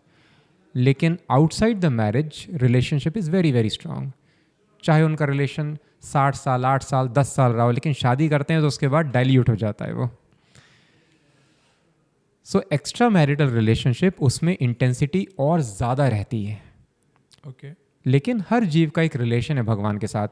तो कुछ जीव हैं वो भगवान को पति के रूप में ही स्वीकार करना चाहते हैं। तो भगवान को कोई पर्सनल डिज़ायर नहीं है कि मुझे इतनी सारे मित्र चाहिए या इतनी सारी पत्नियां चाहिए। अगर हम भगवान को मित्र के रूप में उनकी सेवा करना चाहते हैं, भगवान मित्र के रूप में एक्सेप्ट कर लेते हैं। हम पत्नी के रूप में सेवा करना चाहते हैं, पत्नी के रूप में। हम सखा के रूप में सखा के, हम माता पिता के रूप में, चाचा चाची के रूप में, सेवक के रूप में, जिस रूप में भगवान की सेवा करना चाहें भगवान एक्सेप्ट कर लेते हैं हम। यस। तो जिस प्रकार से हम भगवान के साथ रिलेट करना चाहें भगवान हम रिलेट कर सकते हैं। तो ऐसे कुछ भक्त थे जो भगवान के साथ मित्र के रूप में रहना चाहते थे, तो गोपियों के रूप में उन्होंने वहाँ पर अवतार लिया। और गोपियों की भक्ति रानियों की भक्ति से भी सर्वश्रेष्ठ बताई गई है। ऑल्दो उसमें मटीरियली हमको ऊपर नीचे नहीं सोचना है, वो भक्त का रस होता है किस तरह से सेवा करना चाहते हैं। लेकिन वो जो गोपियाँ थीं वो सारे अपने ऑड्स को डिफाई करके वो जाते थे भगवान के पास। अब ऐसी स्त्री अगर किसी व्यक्ति के पास जा रही है रात में अकेले में मिलने, उससे कौन विवाह करेगा? और स्पेशली 5,000 वर्ष पूर्व की ये बात है। सोसाइटी कितनी रिजिड हुआ करती थी उस समय। तो अगर एक लड़की रात में किसी से मिलने जा रही है तो उसको तो कोई एक्सेप्ट नहीं करेगा, बोलेंगे इसका कैरेक्टर ठीक नहीं है। लेकिन फिर भी गोपियाँ, जब कृष्ण बांसुरी बजाते थे, गोपियाँ निकल के भूल के चली जाती थी अपने घर वालों को। क्यों जाती थी? वहाँ पर कृष्णा की संतुष्टि के लिए। तो ये बहुत बड़ा डिफरेंस है एक आध्यात्मिक रिलेशन में और एक भौतिक रिलेशन में। तो आपने बहुत अच्छा प्रश्न पूछा, क्या इसके पीछे कोई आध्यात्मिक दृष्टिकोण भी है? तो ये जो भगवान का गोपियों के साथ, रानियों के साथ संबंध था, तो हमको भगवान को कोई ऑर्डिनरी व्यक्ति नहीं समझना है, और ना ही रानियों को उस लेवल पे लेके आना है या गोपियों को उस लेवल पे लेके आना है। तो भगवान से रात में मिलने जाती थी जिससे भगवान को सुख मिले। या हम क्यों मिलने जाते हैं अपने लवर से, बिलवड से, या फिर पति पत्नी क्यों मिलते हैं, उनको सुख मिलता है। जैसे ही इस सुख में थोड़ी प्रॉब्लम आती है तो डिवोर्स हो जाता है, क्योंकि हमने आपके सुख के लिए शादी या मित्रता नहीं की थी, हमने अपने सुख के लिए की थी। बिल्कुल। और ये बिल्कुल डिफरेंट है आध्यात्मिक रिलेशनशिप से। आध्यात्मिक रिलेशनशिप की फाउंडेशन होती है सेवा। हम इस रिलेशनशिप में आना चाहते हैं जिससे आपको सुख प्रदान करें। और इसका बहुत अच्छा वृत्तांत है गोपियों के संदर्भ में भी, रुक्मणी माता के संदर्भ में भी। सपोज़ हमारी किसी से मित्रता हो जाए और मित्रता के लिए हमको रिजल्ट मिल नर्क में जाना पड़ेगा आपको। नर्क क्या होता है, ऑल्दो लोग इसमें विश्वास नहीं करेंगे, लेकिन नर्क समझना नॉर्मल है। अगर आप समझ जाते हैं कि आप ये शरीर नहीं, आप आत्मा हैं, तो नर्क को समझना भी आसान हो जाएगा। भगवान का अरेंजमेंट परफेक्ट है। अगर एक बार कोई आदमी मर्डर कर देता है तो फिर वो रुकता नहीं है, बोलता है एक मर्डर की सज़ा है, अब 100 ही कर लो भाई, क्या है, पैसा मिल जाएगा थोड़ा और करने से। लेकिन भगवान का अरेंजमेंट इम्परफेक्ट नहीं है। ठीक है, आपको एक बार सज़ा मिल गई, आपको फांसी भी मिल गई, अब आपने 100 मर्डर किए, 100 फांसी तो दे नहीं सकते। तो क्या होता है, ऐसे व्यक्तियों को नरक में ले जाया जाता है। तो वहाँ पर आदमी को 100 बार मारेंगे लेकिन मरेगा नहीं वो, उसको उतनी पीड़ा होगी मरने की। उसको पहाड़ से फेंका जाएगा, शरीर छिन्न भिन्न हो जाएगा, लेकिन मृत्यु नहीं होगी। फिर से उसको उठाएंगे, फिर ऊपर से फेंकेंगे। भौतिक शरीर, वो एक अलग भौतिक शरीर ही होता है, लेकिन अलग तरह का। इस शरीर में तो मृत्यु हो जाएगी, एक बार फेंक दिया तो उसमें पटको खून निकलेगा, मरेगा नहीं आदमी। फिर ले जाएंगे, फिर से फेंका जाएगा। तो एक कॉमन सेंस है समझना। अगर हम एक कॉमन सेंस लगा सकते हैं कि भगवान ने रचना की है पूरे संसार की, तो भगवान ने परफेक्ट अरेंजमेंट किया सज़ा का भी। तो जब इस भौतिक जगत में अरेंजमेंट नहीं इतनी सज़ा देने का, सज़ा बहुत ज़्यादा डिग्री में देना, आदमी की मृत्यु हो जाएगी उतनी सज़ा देने पे, तो ऐसे लोगों को नर्क ले जाया जाता है। एक विशेष शरीर देते हैं जिसमें कष्ट होता है लेकिन मृत्यु नहीं होती है।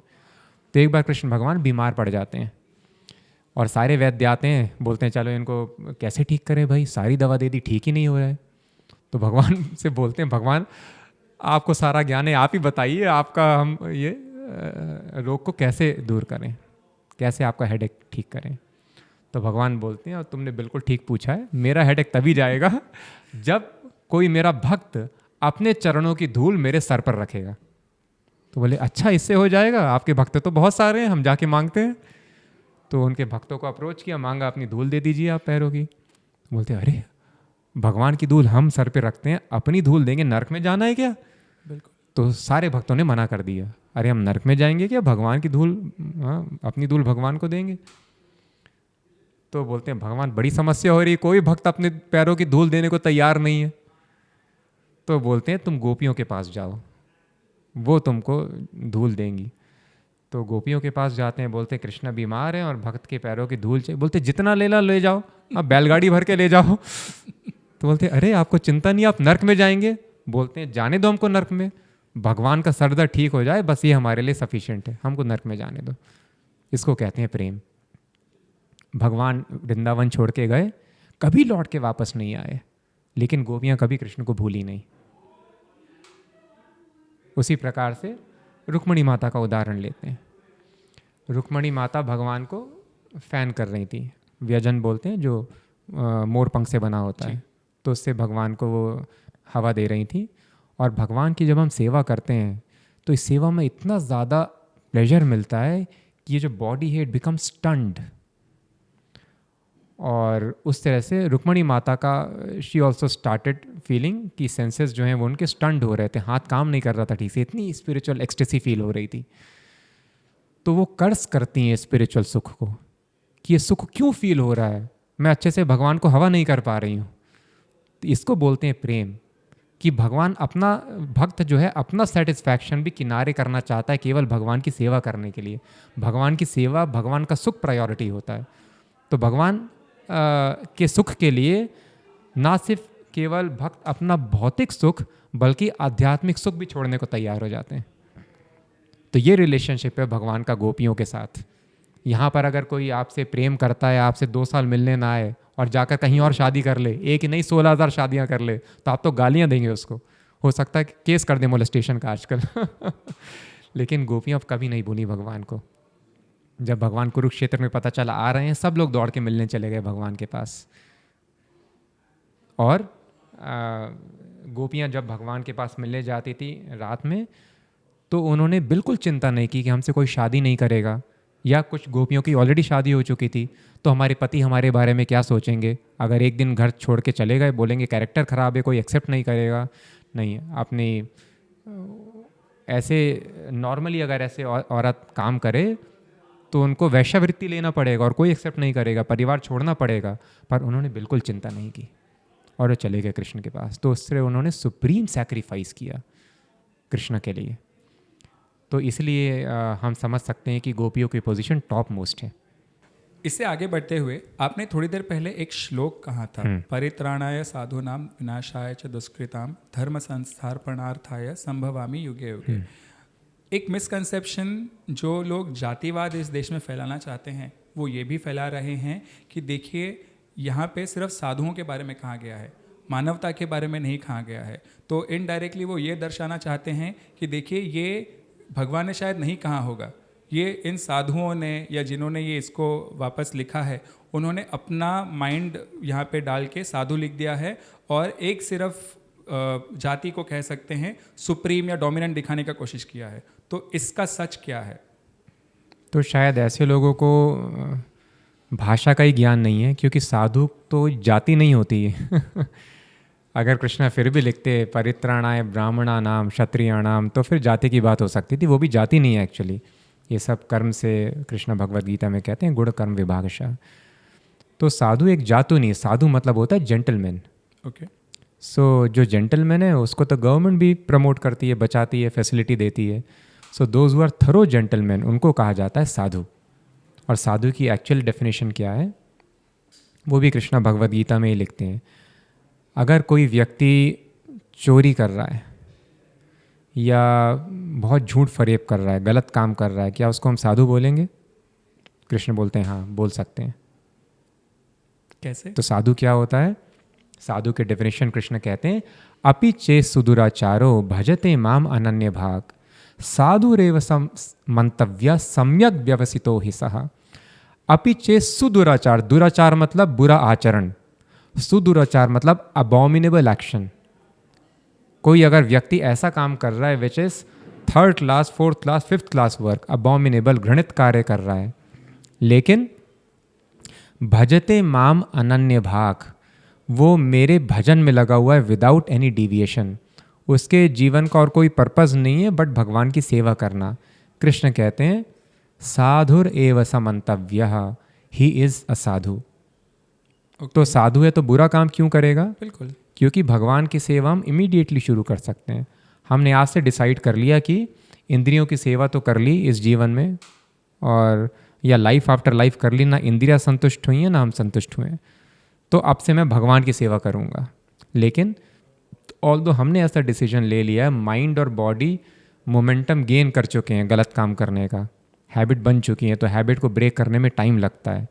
तो हैबिचुअली आदमी गलत काम कर सकता है, but it's just a matter of time. Krishna कहते हैं क्षिप्रम भवति धर्मात्मा, क्षिप्रम मतलब बहुत ही जल्दी वो धर्मात्मा बन जाएगा, he is on the right track. तो इसीलिए हमको साधु मतलब जो जिसका और कोई बिजनेस नहीं है बट भगवान की सेवा करना सुबह से शाम तक, ही इज़ कॉल्ड अ साधु। अगर उसका कुछ बुरा आचरण भी, it is just a matter of time, वो सेवा करता रहेगा तो वो धर्मात्मा बन जाएगा बहुत जल्दी। तो ऐसा व्यक्ति जो भगवान की सेवा में लगा हुआ है, उसको यहाँ पर बचाने के लिए, उसको यहाँ से तारने के लिए भगवान अवतार लेते हैं। ओके, तो आपने जो बहुत राइट पॉइंट अभी पकड़ा है वो मैं यहाँ पे आगे लेके जाना चाहता हूँ। एक इंग्लिश वर्ड है जिसको मुझे पता नहीं इसका हिंदी अनुवाद क्या होता है, लस्ट। ओके, हमने थोड़ी देर पहले जो ठाकुर जी की लीलाओं के बारे में बात की थी, उसमें कई लोग एक इस गलत पॉइंट ऑफ व्यू से भी उसको देखते हैं। ओके, मैं ये क्यों पूछ रहा हूँ, कई लोग जैसा आपने कहा एक अच्छे मार्ग की तरफ अनुक्रमण कर लेते हैं। ओके, और बीच बीच में फिर शायद आप कह सकते हैं बैरियर्स आते हैं या जो भी कह लीजिए वो आते रहते हैं। फिर उनको ऐसा लगता है कि I have made a big sin and now there is no going back. Okay, इसको मैं 2 पॉइंट ऑफ व्यू से आपसे पूछना चाहता हूँ। एक ये कि अगर कोई आम व्यक्ति ऐसे किसी मार्ग पे चल रहा है, बीच में कुछ गलतियाँ हो जाती हैं, तो how does he reconcile himself. Okay. दूसरा ये कि प्रभुपाद जी ने भी मुझे जो जानकारी है इसके ऊपर कुछ अपनी टिप्पणियाँ लिखी हैं कि आपने ब्रह्मचर्य लेने के बाद भी अगर आपसे कुछ गलती होती है तो उसमें क्या करना चाहिए. तो आप दोनों प्लीज़ बताइए. Very nice question. तो पहला ये कि भगवान के पद चिन्हों पर चलते हुए कि भगवान हजारों रानियां रखते थे और सैकड़ों गोपियों के साथ नृत्य करते थे, तो मैं भी 8-10 गोपियों के साथ डांस कर सकता हूँ, ऐसा बिल्कुल नहीं करना है. बिल्कुल. क्यों नहीं करना है? क्योंकि हमने समझा it is a complete spiritual activity. जो भगवान की रास लीला हुई, उस रास लीला में कोई आसपास प्रेजेंट नहीं था भगवान और गोपियों के अलावा. गोपियाँ कंप्लीटली सरेंडर्ड थीं, भगवान यंग थे, गोपियाँ भी यंग थीं. लेकिन कोई भी ऐसा केस सुनने में नहीं आया कि प्रेगनेंसी हो गई या अबॉर्शन करना पड़ा. तो इसीलिए जब युधिष्ठिर महाराज राजसूय यज्ञ कर रहे थे, तो राजसूय यज्ञ में अब टाइम आता है सोमरस ऑफर करने का. वो ऑफर किया जाता है जो सबसे टॉप मोस्ट पर्सनैलिटी प्रेजेंट है यज्ञ में. तो बहुत बड़े बड़े ऋषि मुनि, विद्वान, राजा, सब तपस्वी अवतार वहाँ पर प्रेजेंट थे. लेकिन टॉप मोस्ट पर्सनैलिटी डिसाइड किया गया कौन होंगे? श्री कृष्ण. तो उस टाइम पे कुछ जो लोग दुष्ट दानव थे, शिशुपाल और उनकी पार्टी, वो बोलते हैं कि अरे किसी को भी बना दिया, पांडव सेंटिमेंटल है, आप लोग कैसे अग्री कर रहे हैं that he supreme person, he was dancing with women in the dead of night, ये तो लस्टी पर्सन है. इस तरह से उन्होंने बोला. तब जो सबसे बड़े ब्रह्मचारी थे उस समय, भीष्म, जिन्होंने भीष्म प्रतिज्ञा ली थी, बोले कि तुम लस्टी बोल रहे हो भगवान को. सबसे बड़ा अगर कोई ब्रह्मचारी एग्जिस्ट करता है इस सभा में तो कृष्ण है. बोले कृष्ण कैसे ब्रह्मचारी? बोले अगर कृष्ण की जगह मैं होता उस रात को रास लीला में, तो मैं भी अपना ब्रह्मचर्य मेंटेन नहीं कर पाता. तो भगवान का जो गोपियों के साथ अफेयर था, बिल्कुल ही हमको मंडेन सेक्स प्लेजर या इस रिलेशनशिप में नहीं डालना है इसको. तो वहाँ पर कोई भी, तो इतनी सारी लड़कियों के बीच में एक लड़का अपने आप को, भीष्म बोले मैं भी कंट्रोल नहीं कर पाता, कृष्णा ने कैसे कंट्रोल कर लिया, ही इज टॉप मोस्ट ब्रह्मचारी. तो स्पिरिचुअल अफेयर है, वो स्पिरिचुअल बॉडीज़ में वो पास टाइम्स हुए थे. और इनफैक्ट नॉर्मल अगर हम ऐसे अफेयर्स को देखते हैं कि मैन वुमेन एम्ब्रेस कर रहे हैं, एक दूसरे को नृत्य कर रहे हैं, तो हमारे हृदय में काम वासना बढ़ जाती है, हम भी लस्टी हो जाते हैं, ऐसी चीज़ को डिज़ायर करते हैं. लेकिन ये जो भगवान की रास लीला है, गोपियों के साथ में जो पास टाइम्स हैं, ये कौन बता रहे हैं? शुकदेव गोस्वामी बता रहे हैं. कौन है शुकदेव गोस्वामी? वेद व्यास के बेटे, जो 16 वर्ष तक माता की गर्भ में रहे. माता के गर्भ में 16 वर्ष तक वो इतने बड़े सिद्ध पुरुष थे कि उन्होंने अपने शरीर को एक्सपैंड होने से ही रोक लिया अंदर. My God. तो ये सिद्धि होती है. ब्रह्मा के बेटे भी हैं, वो भी अपने आप को छोटे बालक के रूप में रखते हैं वो. बिल्कुल. तो उसी प्रकार से वो इतने सिद्ध पुरुष थे जन्म के पहले से ही. तो वो बोले मैं बाहर आऊँगा, मुझे आप ये सब नॉर्मल अपनी देश दुनिया की चीज़ों में लगा दोगे, तो मैं बाहर आना ही नहीं चाहता हूँ, मैं तो यहीं पर ठीक हूँ. तो अब 16 वर्ष हो गए, बाहर ही ना निकले वो. तो किसी तरह से कृष्ण की मदद ली. कृष्ण ने बताया, वेद व्यास ने प्रॉमिस किया, नहीं हम आपको माया में नहीं डालेंगे, आप बाहर आ जाइए. फिर वो बाहर आते हैं 16 वर्ष की उम्र में, और फिर इमीडिएटली वॉक्स आउट, वो घर में रुकते ही नहीं हैं. ओके. तो बाहर आने के बाद वो 16 वर्ष का बिल्कुल रूप ले लेते हैं और बिल्कुल घर में एक सेकंड नहीं रुकते हैं, बिल्कुल निकल जाते हैं. वेद व्यास बोलते हैं बेटा रुक जाओ, थोड़े संस्कार तो कर दें. वो बिल्कुल नहीं सुनते हैं. और कुछ महिलाएं वहाँ पर नहा रही थीं झील में या नदी में. तो शुकदेव गोस्वामी वहाँ से गुजरते हैं. वो अपने आप को कवर करने की बिल्कुल कोशिश नहीं करती हैं. उनको पता था इस व्यक्ति की आंखों में बिल्कुल लस्ट नहीं है, ही इज़ फ्री. वो देख के समझ गई मुक्त है. जैसे कुत्ते बिल्ली दौड़ते रहते हैं, वो औरत को देख के लस्टी फील नहीं करते, औरत भी कवर नहीं करती. तो वैसे ही वो समझ गई कि ही इज़ ट्रांसेंडेंटल कम्प्लीटली. बिल्कुल चिंता नहीं की उन्होंने. तो ऐसे शुकदेव गोस्वामी जिनको इस देश दुनिया में इंटरेस्ट नहीं था, 16 साल माता की गर्भ में थे, वो क्या बता रहे हैं? कृष्णा गोपी की किस तरह से डांस कर रहे थे. तो इसका मतलब गोपियों का कृष्ण के साथ जो लीला है वो बिल्कुल भी भौतिक नहीं है, क्योंकि भौतिक चीज़ों में तो रुचि नहीं है उनको. ना उन्होंने शादी की, ना घर में रुके, ना उनको भूख लगती है, ना प्यास लगती है. 7 दिन तक बिना खाए, बिना पिए, बिना सोए एक जगह बैठ के भागवतम सुनाई उन्होंने. तो उनको तो भौतिक लॉस काम नहीं करते हैं उन पर, उनको कोई रुचि नहीं है इस भौतिक जगत में. इसका मतलब है आध्यात्मिक लीला है. और कृष्ण की रासलीला अगर आप प्रॉपरली एक आध्यात्मिक गुरु से सुने जो कि शुद्ध भक्त हैं, प्रॉपर तरीके से सुने, तो काम वासना बढ़ती नहीं है, ख़त्म हो जाती है हार्ट की। तो इसलिए हम समझ सकते हैं ये कंप्लीटली डिफरेंट है। नॉर्मल गर्ल और बॉय का अफेयर सुनेंगे तो लस्ट बढ़ जाएगी, और कृष्णा का अफेयर सुनेंगे तो लस्ट जीरो ख़त्म हो जाएगी हार्ट से। तो इसलिए कभी ये नहीं सोचना है कि भगवान डांस करते थे तो भगवान अप्रूव कर रहे हैं। भगवान क्या निर्देश दे रहे हैं भगवद गीता में अर्जुन को? ब्रह्मचारी व्रते स्थितः। जब योग का उन्होंने इंस्ट्रक्शन दिया तो बोले ब्रह्मचारी व्रत में स्थित होना बहुत ज़रूरी है, तभी योग में सफलता प्राप्त होगी आपको।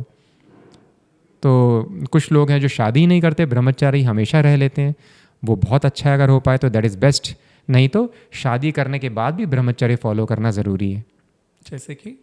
जैसे कि जो फिज़िकल प्लेजर है वो केवल संतान उत्पत्ति के लिए ही एक्सपीरियंस करना है हमको।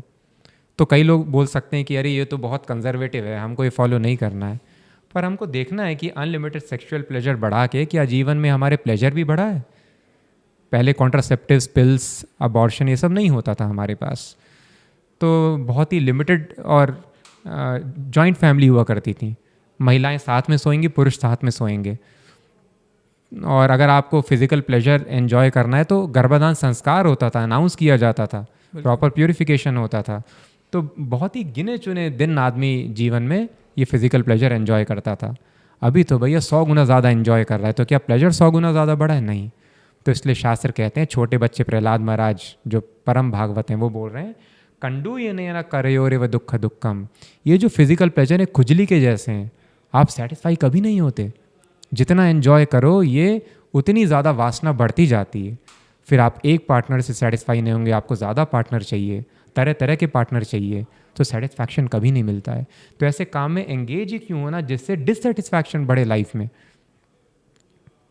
तो सेटिस्फैक्शन है हमारा भगवान की सेवा करने में। जैसे पत्ता है, ये शायद आर्टिफिशियल होगा, नहीं ओरिजिनल है क्या? ओके। तो अगर पत्ता अलग हो जाए पेड़ से तो ये कभी हरा नहीं रह सकता। पत्ते को पेड़ से जुड़ना है, बस अपने आप हरा हो जाएगा। उसी प्रकार से केवल हमको भगवान से जुड़ना है, इसी को कहते हैं योग। इन अ लविंग रिलेशनशिप हमको भगवान से जुड़ना है, सेवा करना है, वो संतुष्टि देगा हमको। तो इसीलिए शास्त्र बताते हैं हाँ आपको अनलिमिटेड एंजॉय करना है, करके देखिए, केवल फ्रस्ट्रेशन मिलेगा, डिप्रेशन मिलेगा, दिमाग खराब हो जाएगा, बॉडी भी खराब हो जाएगी। तो ऐसे व्यक्ति जो किन्हीं कारणों से पहले से पथभ्रष्ट हैं और वो योग्य मार्ग पे आ रहे हैं, दे आर मोस्ट वेलकम, पर उनका माइंड जो है वो बीच बीच में डेविएट होगा या होता रहेगा, वो बंद हो जाएगा। तो अगर वो जब बीच बीच में डेविएट हो रहा है तो क्या उनको वापस गिल्ट ट्रिप में जाना चाहिए या कुछ और करना चाहिए योग साधना? थोड़ी गिल्ट होनी चाहिए।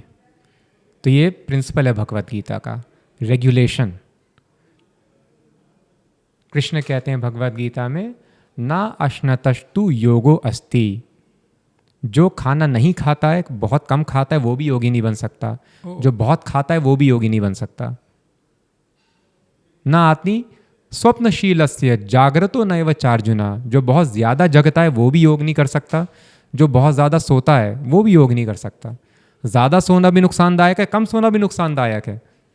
जो बिल्कुल काम नहीं करता, आलसी है, आज करे तो कल कर, वो भी योगी नहीं बन सकता। और जो बहुत ज़्यादा हार्ड वर्किंग है वो भी योगी नहीं बन सकता। तो इस तरह से योगा का मतलब है बैलेंस। तो जब हमसे कुछ गलती हो जाती है, एक तो मस्त चलो गलती हो गई, फिर हो जाएगी, भगवान की इच्छा से ही गलती हो रही है, ये भी नहीं सोचना है। बिल्कुल। दूसरा की गलती हो गई, अब मैं किसी लायक नहीं, चलो सुसाइड करना अब तरीका है मेरे लिए, डिप्रेशन में जाना वो भी ठीक नहीं है। हाँ, थोड़ा गलती गिल्ट फील कीजिए और प्लान कीजिए अगले बार से इसको कैसे सुधार सकें। तो थोड़ी सी गिल्ट, रेगुलेटेड गिल्ट होना इंपॉर्टेंट है, ना बहुत ज़्यादा ना गिल्ट फ्री। ओके। और इसी तर्ज पे मुझे ये भी पूछना है, जो मैंने पढ़ते वक्त समझा है कि श्रील प्रभुपाद जी जो हैं वो एक नियमावली बना के गए हैं जिसमें उन्होंने जिन्होंने ब्रह्मचर्य लिया है, ओके, उनके लिए भी ये लिखे गए हैं कि अगर उनसे कोई गलती हो जाती है, अगर उनसे कोई पतन हो जाता है तो उसके लिए वो क्या नियम लिखे गए हैं? तो अगर हमसे कोई गलती हो जाए तो उसके लिए क्या करें बाहर आने के लिए? क्या कोई स्पेशल प्रोसीजर है, कुछ स्पेशल करना है? तो कुछ स्पेशल करने की ज़रूरत नहीं है। जो हमारा रेगुलर प्रोसेस है स्पिरिचुअल एडवांसमेंट का, जो specifically it is based around श्रवण और कीर्तन, भगवान का जप करना, कीर्तन करना और उसको ध्यान पूर्वक सुनना, ऑफ कोर्स इसके अलावा भी रूल्स रेगुलेशंस हैं, वही स्टैंडर्ड रूल रेगुलेशन फॉलो करने हैं इससे बाहर आने के लिए। हाँ, एक स्पेशल चीज़ प्रभुपाद ज़रूर बताते हैं कि जब ऐसी कोई गलती हो जाए, स्पेशली कोई नियम आप भंग कर दें, तो आप व्रत कर सकते हैं, फास्ट कर सकते हैं। जब हम व्रत करते हैं, फास्ट करते हैं, उससे तुरंत शुद्धिकरण होता है। ये जितने भी आपने मंत्र बताए, श्लोक बताए, ओके, इसमें श्री कृष्ण जी ने बहुत सारे ऐसी ऐसी बातें बताई हैं जो कि करनी चाहिए या नहीं करनी चाहिए। मुझे जो पूछना है लास्ट चीज़ वो ये है कि राधा रानी जी के बारे में श्री कृष्ण जी ने या फिर जितने भी स्वामी जी होके गए हैं, उन्होंने मंत्रोच्चारण में उनका समावेश क्यों नहीं किया है? राधा रानी का तो समावेश सबसे पहले हुआ है। जो हम हरे कृष्ण मंत्र जप करते हैं, इसमें हरे ये राधा रानी को ही संबोधन करना है। कृष्ण को कहा जाता है हरि जी, और हरि की काउंटर पार्ट हरा। तो हरा को जब संबोधित करते हैं संस्कृत में, तो हरे जैसे माता का माते हो जाता है। तो पहले हम राधा रानी को ही संबोधित करते हैं कि प्लीज़ अपनी शरण दीजिए, उसके बाद कृष्ण का नाम लेते हैं। ओके बिना राधा रानी की शरण में जाए तो कृष्ण की शरण मिल ही नहीं सकती। ओके तो इसलिए हरे कृष्णा, राधा रानी की भी शरण लेनी है जो भगवान की सर्वोच्च भक्त हैं, और कृष्ण की भी, भगवान और भगवान के भक्त दोनों की साथ में उपासना करना है। तो इसलिए Hare Krishna, Radha Krishna. Okay, so on that note मैं आपसे यही पूछना चाहूँगा कि मैं आपके साथ, जैसे हमने शुरुआत में बात की थी कि सिर्फ एक पॉडकास्ट तक सीमित नहीं रहना चाहते हैं। इसका मकसद ये है कि कई सारे मिसकंसेप्शंस हैं, जैसे आप हमारे पॉडकास्ट पे आ जाए। हमने एक मिसकंसेप्शन के ऊपर बात की, एंड आई एम श्योर कि जो भी अभी व्यूअर्स देख रहे हैं उनको ये समझ में आ गया होगा कि उनको किस दिशा में मार्गक्रमण करना है। मैं व्यूअर्स के लिए और आपके लिए भी पहले से बता दूं कि अगली बार जब हम मिलेंगे तो मैं आपसे इस विषय के ऊपर चर्चा करना चाहता हूं कि श्री कृष्णा जी को कई वेस्टर्नर्स कह लीजिए या कुछ और तर्कजीवी कह लीजिए एक वॉर मॉन्गर के रूप में देखते हैं। उसके लिए वो कई कारण बताते हैं। तो डेफिनेटली आई एम श्योर कि आप उसके ऊपर अगली बार मिलकर हमें ज़रूर विवरण दे पाएंगे और एक लॉजिकली आंसर दे पाएंगे कि क्या सही था, क्या गलत था, क्यों उनको वो सब करना पड़ा। और आज आप जाने से पहले ये ज़रूर बताइए कि how was your experience and हम अपने आप को कहाँ से और सुधार सकते हैं। So Prateek ji, thank you very much for the wonderful podcast. हमारा एक्सपीरियंस बहुत अच्छा था, जहाँ पर भगवान के बारे में चर्चा हो तो any devotee would take maximum interest in that. और आपका अगला टॉपिक भी बहुत अच्छा है कि कृष्ण ने इतने लोगों को मरवा दिया, मारते रहते थे, ये क्यों करते थे, इसके पीछे कौन सा अध्यात्म है, क्या कारण है। तो इस पर बहुत ही अच्छी साइंटिफिक चर्चा हम अगले बार करेंगे। और सभी व्यूअर्स से, ऑडियंस से रिक्वेस्ट है, आपका जो भी क्वेश्चन है वो आप कमेंट्स में लिख के बताइए। चाहे वो इस पॉडकास्ट से रिलेटेड हो सकता है कुछ चीज़ें आप समझ गए हो सकता है कुछ चीज़ें ना भी समझ पाए हो। हर एक सब्जेक्ट मैटर में क्वेश्चंस आना नेचुरल है। अर्जुन भी बार बार क्वेश्चन पूछते थे, परीक्षित महाराज पूछते थे, आप भी पूछिए। तो अगर इस पॉडकास्ट में कुछ समझ में ना आया हो और कृष्ण के बारे में और क्या आप जानना चाहते हैं और about spiritual life in general, please mention कीजिए और इन चीज़ों को हम कवर करने की कोशिश करेंगे ज़रूर। बट हमारी रिक्वेस्ट ये है, प्लीज़ कृष्ण को समझने की कोशिश कीजिए। बस केवल अगर हम कृष्ण का विज्ञान साइंटिफिकली उनको समझ गए, then that will fix all the problems of our life. ज़रूर। तो इसी के साथ आज फिर एक बार एक कीर्तन करके पॉडकास्ट को हम लोग समारोप करते हैं। ठीक है। हरे कृष्णा कृष्णा कृष्णा हरे हरे, हरे राम राम राम हरे हरे, हरे कृष्णा कृष्णा कृष्णा हरे हरे, हरे राम राम राम हरे हरे, हरे कृष्णा कृष्णा कृष्णा हरे हरे, हरे राम राम राम हरे हरे, हरे कृष्णा कृष्णा कृष्णा हरे हरे, हरे राम राम राम हरे हरे। श्री श्री राधा कृष्ण चंद्र की जय। हरि नाम संकीर्तन यज्ञ की जय। श्रीमद् भगवद गीता की जय। श्रील प्रभुपाद की जय। हरे कृष्ण।